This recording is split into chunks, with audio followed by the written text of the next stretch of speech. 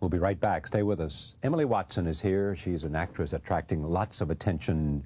You remember her from Breaking the Wave. She's also in a new film, and we'll talk about that. Stay with us.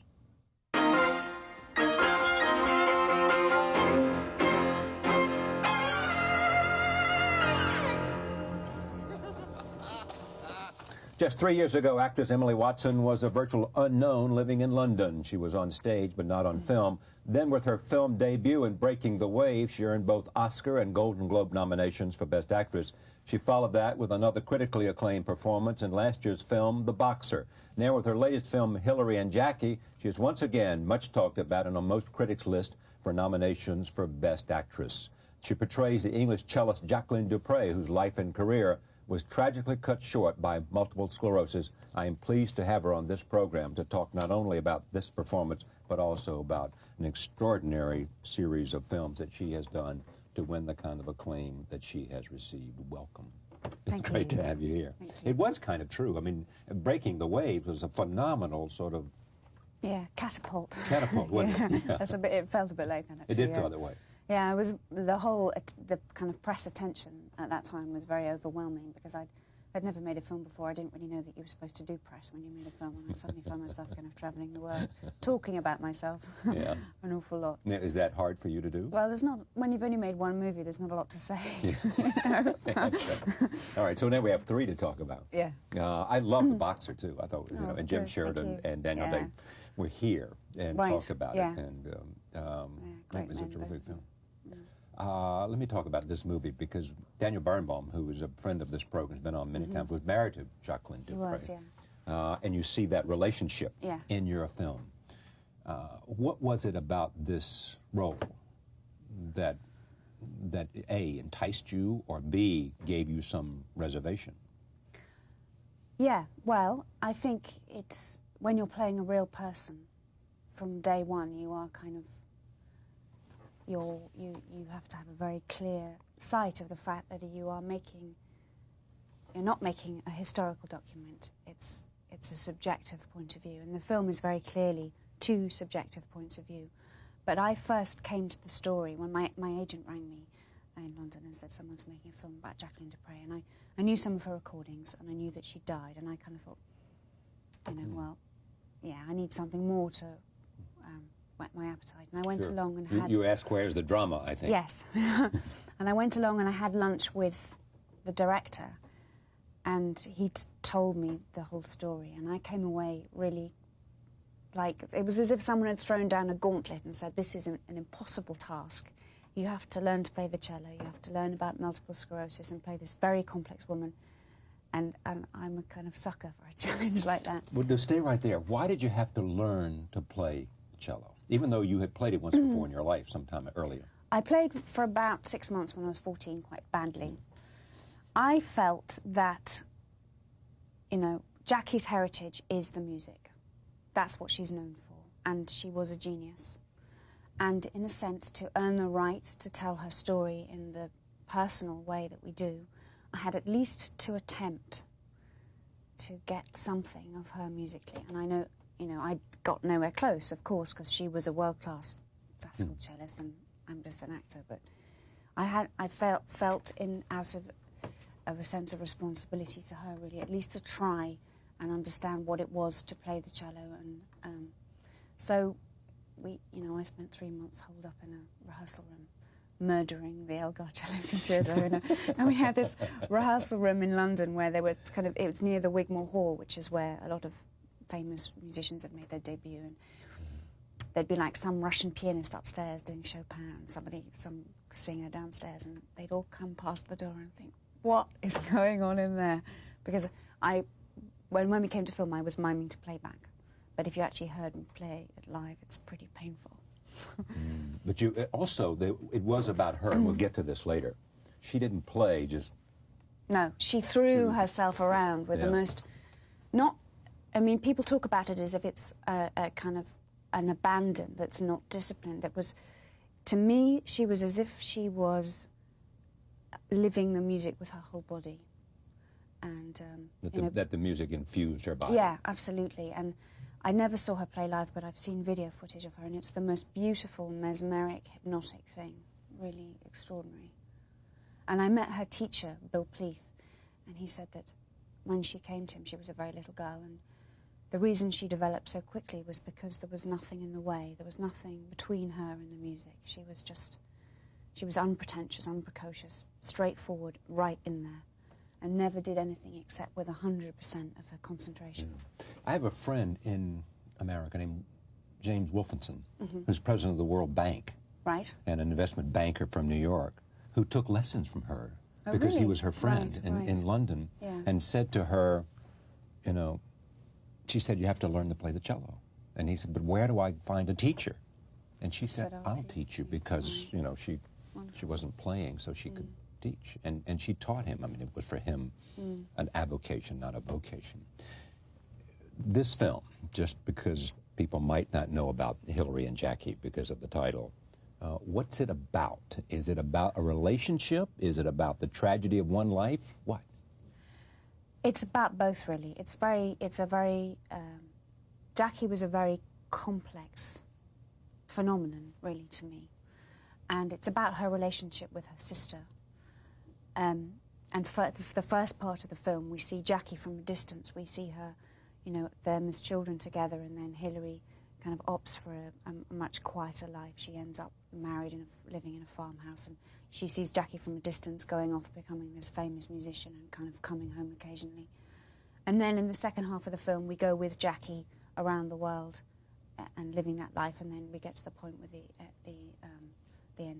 onset of multiple sclerosis. To me, what was just sort of so fascinating was you had this young girl who was probably not very, you know, not a lot of social skills, not very emotionally formed, quite, you know, when you see her interviewed, she's very kind of enthusiastic and quite kind of gawky and awkward and full of vitality, but not sophisticated. And then she sits down, she picks up the cello, and she plays with the most mature, intense emotion that a 19-year-old girl just shouldn't know. And you just think, well, where does that come from? Where, you know, where does that knowledge of, you know, like the Elgar Cello Concerto displays a knowledge of, very mature knowledge of melancholy, and, you know, it was written by Elgar towards the end of his life. It's a kind of an autumnal work, and to see this young girl playing it with such distinction and such kind of knowledge, really, is amazing. And then I think, you know, a lot of what happened to Jackie in her life came from that dichotomy of just being a kind of, in one sense, a very ordinary, untutored youth, and then this genius, and, you know, it's like there's something waiting to go off there in a way. Did you come away with this, from this experience, with any deeper understanding of genius and where it comes from? Oh, I don't know that. I came away from it, I love her. And she's very intoxicating, and the reason she's very intoxicating is because she can go to that place musically, which is so extraordinary, you know, and you just listen to her recordings, and I mean, Danny said of her that it's like she's inventing the music as she goes along. Who said that? Daniel Barenboim said. Ah, who was her husband and the great conductor of the Chicago Symphony now. And there's something intoxicating about that. But she was also a really larger-than-life person. I met her sister, Hilary, and she said that Jackie had the highest highs and the lowest lows of anybody she's ever met. And she said that most people have a kind of inner governing voice that sort of says, okay, when, stop. And Jackie didn't. She was just, you know, she was soaring. And some say that, that when she found out she had MS, and this may not be true, that she was almost relieved because it explained some of this to her. Absolutely. I think it's a very well documented phenomenon. When people are first diagnosed with multiple sclerosis, they go through euphoria. I'm not going mad. The reason my body is not obeying me is because I have this physical malfunction. And, you know, obviously, I mean, the doctor I met said that a musician always knows long before anybody else will know that something is wrong, because their hands are so sensitive, long before a doctor can detect something's wrong. So I think Jackie had a kind of prescience and a knowledge for years that something was going wrong. You know, she was displaying symptoms for a long time, and I think that when you're such a strong and vivid and vital person as she was, I think that has a very, you know, or begins to have a warping effect on everything in your life. It colours everything. There was a point in which this is in the... She asked her sister, Hillary. If she could sleep with her husband. Right. And Hillary acquiesced. Right. When I first heard that, I mean, you hear about it and your jaw hits the floor. It's like, that's an extraordinary thing for sisters, you know, and that it happened. And really, when I began to get my head around that, then other things began to fall into place, because that happened at a time when Jackie was experiencing, because of these symptoms and this incredibly kind of meteoric lifestyle, you know. Jackie and Danny, they were rock and roll. They were going around the world, living in hotels, doing all that. Being treated like divas.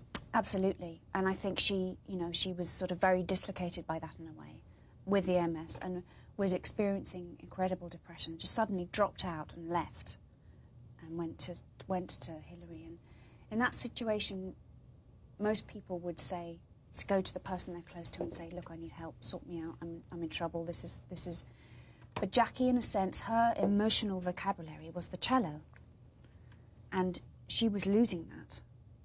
And she didn't sit down and say, you know, I need a sense of identity that's about just being loved for who I am and not because I'm a cellist. She said, I want to sleep with Kiffer. And it was, in a sense, you know, that was the only way she could express it. And Kiffer seemed to be the only person in her life who'd ever just treated her like, you are Hillary's kid sister, Jax. And she loved that. You know, it was a very straightforward, you know, nothing to do with the cello relationship. I think that, you know, the cello was always complicated for her. It had given her the world, you know, given her everything. But it was also, you know, she got to a time when she grew up, she was, you know, a young woman, she announced for a while that she was giving it up because she'd never chosen her life, you know. Here is a clip from the film in which Jacqueline does not want Hillary to marry. Right. Roll tape. You can't just leave me. I'm not leaving you. You're not here anymore. You never will be again. Haven't you heard? I'm giving up the cello. Oh, don't be silly. I can do what I want. You don't know anything apart from the cello. I don't know anything apart from the flute. We're babies, Jax. And Kiffer laughs at me. Then why are you marrying him? Because he makes me feel special. Well, that's a big twist, because the truth is,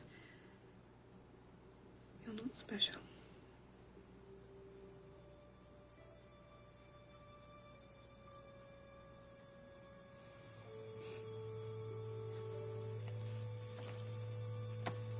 I thought you'd be happy for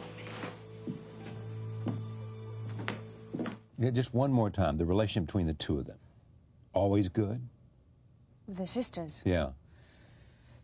I wouldn't say always good. I'd say almost too close for comfort, kind of almost telepathic in a way. Very, very strong love, but, you know, just like two very strong people kind of bumping up against each other in a way. As you know, critics, some, people like Julian Lloyd Webber and others, have said there was more tension there than is reflected in this movie. And they point out that Hillary did not go to Jacqueline's wedding in Jerusalem, and they look for other things. Yeah. And this book is based on, I mean, this movie is based on a book by... Memoir. Exactly. Yeah. I think whenever you make a film about a real person, you're going to get people saying, that's not how it was. And the film is very clearly a subjective point of view. Is it supposed to be like it was, or is it supposed to be an artistic interpretation of the way it was? It is very, you know, a lot of the events are very closely based on Hillary's book. But of course, when you draw a line, you say, this is a movie, this is our interpretation, this is how we feel about this, this is our kind of passion for this material and the way that we want to give it to you. I think you know, that whole thing about Hillary not going to, I think that, you know, they got married during the Six-Day War. and Right, it was that's right, I read impossible. that, You know, yeah. I think there's always going to be people, you know, saying no, this it didn't happen like this, and having their own opinion, and you know, you run that risk when you make a film about a real person. But I think, you know, and obviously it's something that concerns me, and I was very conscious when we were making the film of trying, to, you know, because Jackie's not here to tell her own story. She died at 42. Yeah. Roll tape. This is a clip in which Jacqueline du Pré is meeting her future husband, Daniel Barenboim, the pianist and conductor.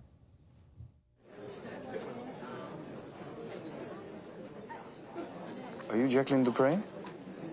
Yes, I am. I've heard about you. I'm Daniel Barenboim. I've heard about you, too. Really? What have you heard? I heard that you had glandular fever.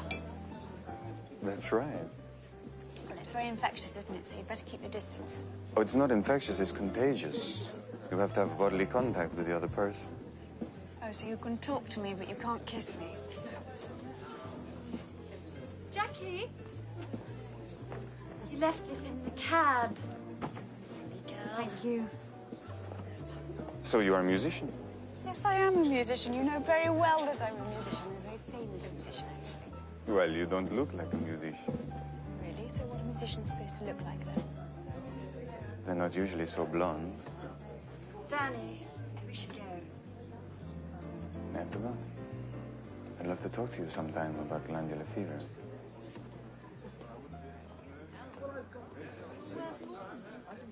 And when you made this, you know her life. You know, you can talk to her sister. Yeah. You can read the book. What's the emotional toll of something like this on you? And do you become transfixed and mesmerized and obsessed? I try not to become obsessed. I think I became pretty tricky to live with during, you know,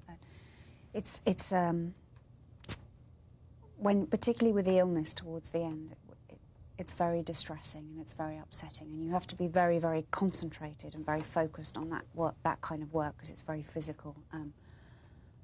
Yeah, it takes its toll. It rubs off on you. You know. You choose interesting people to play. You'll grant me that. Yes, no, I do. I'm quite picky. You are. I've also been incredibly lucky that what's come my way. The three that we just talked about. Yeah. What's the criteria for you? Really, my first point of departure is a script and a good story, you know, and a good character. I'm not very drawn to just being the girl. No kidding. Which a lot of scripts are. But then, you know, I'm not really kind of down the middle of the road casting for that. So, and then really, you know, once I've read a good script, then I want to meet the director, and if they've got a vision that you want to jump on board, that's what I love to do, is kind of meet somebody who's got a great vision of what they want to do, and just kind of, you know, get on the car with them and just go, you know, and throw yourself into it. I love that. Thank you for coming. It's a pleasure. Thank you. My pleasure. Emily Watson, thank you for joining us. See you next time.